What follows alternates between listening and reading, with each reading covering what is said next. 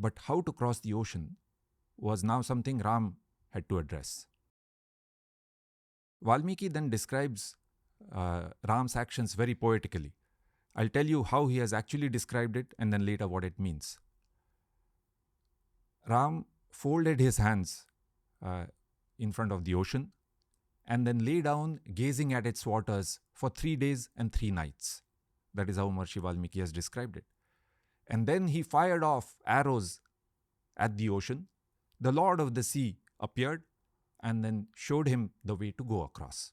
What it means is that Ram stood gazing at the sea. He was observing the sea for 3 days and 3 nights.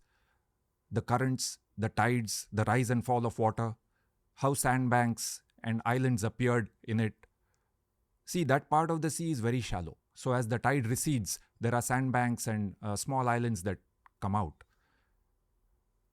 And Ram was trying to determine the best location to construct the Setu. The place where the distance to the other side is minimal, the tides and currents are favorable. And this is likely Rameshwaram? Yes, most likely. In fact, from Rameshwaram, further out, there is a place called Dhanushkodi, and then from then you can see from satellite images that there are small structures along the way. See, right now what we know is Ram has identified the site selection, and then he asked Nal, the greatest construction experts among the Vanaras, to construct the Setu. The idea of the Setu was very simple. They were going to fill up the sea with big boulders, rocks, mud, and tree trunks on top. So this was a bund or an embankment, not a floating bridge. Although the idea was very simple, the scale of this project was staggering. Think about it. You're standing at the seashore and somewhere far beyond the horizon there is an island, and your plan is to fill up the sea and walk across. And then, under the direction of Ram, hundreds of thousands of Vanaras sprang up into action. They went to the forest, cut boulders, tree trunks, brought it all back to the shore and started filling up the sea. Once again, they were very methodical. They used different types of devices, yantraihi. Also, different teams were assigned to do different tasks. Some worked on getting all the material, others on tying up things, others on making measurements, and so on. And slowly, the Setu started taking shape. On the first day, they covered a distance of 14 yojanas.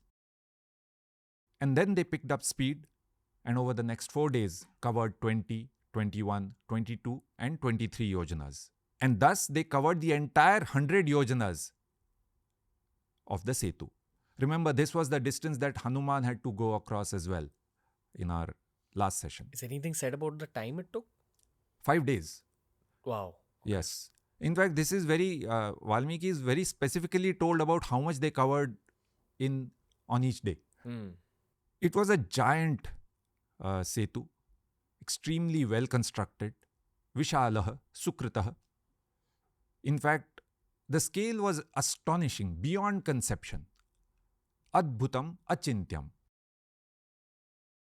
And on this Setu, millions of Vanaras started walking across.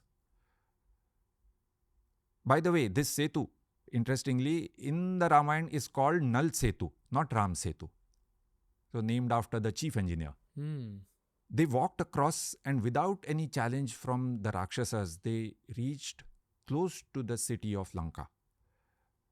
Note, this is already a strategic mistake by Ravan.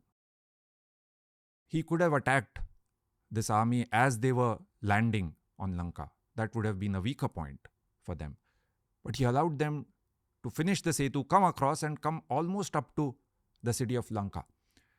And the reason he did that was he was not expecting this at all. See, Ravan was always very confident that no army could cross the ocean.